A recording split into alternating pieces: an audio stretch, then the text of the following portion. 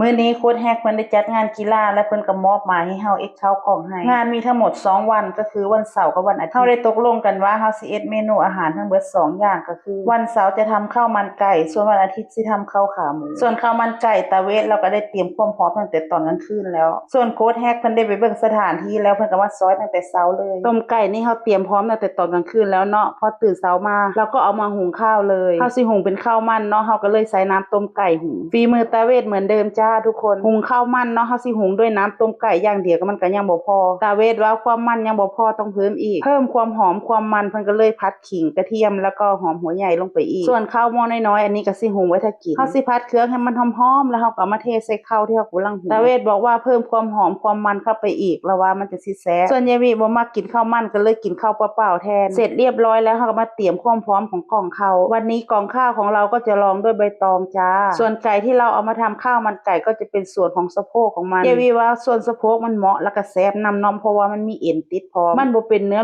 ล้วนๆนะทุกคนเวลาทำข้าวมันไก่นี่ยายวิว่ามันแซ่บขนาดตะเวทก็เอามาสับเป็นชิ้นเล็กๆวางใส่กะละมังไว้ก่อนเตรียมเสร็จเรียบร้อยแล้วเฮาค่อยเอาไปแพ็คทีหลังเนาะใส่แตงด้วยเพื่อความอร่อยข้าวที่หุงไว้ก็สุกเรียบร้อยแล้วจ้าทุกคนได้เวลากินข้าวเช้าแล้วเด้บาดวันนี้อาหารเช้าของเราก็คือข้าวมันไก่กับไข่เจียวเฮ็ดเสร็จเรียบร้อยแล้วเฮาก็ซิมซะก่อนเนาะว่ามันเป็นจังไดว่ามันสิแซ่บหรือบ่ส่วนน้ำจิ้มยายวิก็บ่ได้ถ่ายให้เบิ่งเนาะอิตาเวทเราเอ็ดเสร็จตั้งแต่เมื่อคืนนี้แล้วมื้อนี้น้ำจิ้มของเรากลมกล่อมขนาดพี่น้องเอ้ยแซ่บยายวิกินไปหมดตั้งเท่าใดจานพุ่นน่ะทุกคนเอ้ยบ่มีทางสิจ่อยดอกส่วนน้องมะเฟืองก็มานั่งเฝ้าเพิ่นบอกว่าเพิ่นบ่อยากกินข้าวหนูยังไม่อยากกินข้าวเลยหนูกินนมก่อนได้ไหมวันนี้น้องมะเฟืองพร้อมแล้วค่ะใส่ชุดนักกีฬาเรียบร้อยเตะฟุตบอลครั้งนี้เพิ่นมีรายการพิเศษนำก็คือมีคู่พิเศษจ้ะทุกคนเพิ่นสิเอาเด็กน้อยอนุบาลมาเตะนำน้องเฟืองเพิ่นบอกว่าเพิ่นสิเตะนำยายวิก็เลยจัดไปจ้าเพราะว่ากีฬาวันนี้ทั้งผู้หญิงผู้ชายเพิ่นก็ลงเตะนำกันได้แต่ละทีมก็คือผสมทั้งหญิงและชายได้ด้วยน้องมะเฟืองกับน้องอ้วนก็เลยจะลงด้วยจ้าเป็นนัดพิเศษน่ารักคันแม่นผู้ใดร้องไห้เนาะก็เปลี่ยนกันเข้าเปลี่ยนกันออกประมาณนี้ยายวิก็จะไปเกาะติดสนามดูหลานๆเตะฟุตบอลคือสิส่งเป็นตะมวนเนาะจ้าทุกคนบ่แม่นหยังดอกอีกอย่างนึงก็ย่านน้องอ้วนเพิ่นให้ส่วนข้าวมันไก่ของเฮาก็แพ็คไป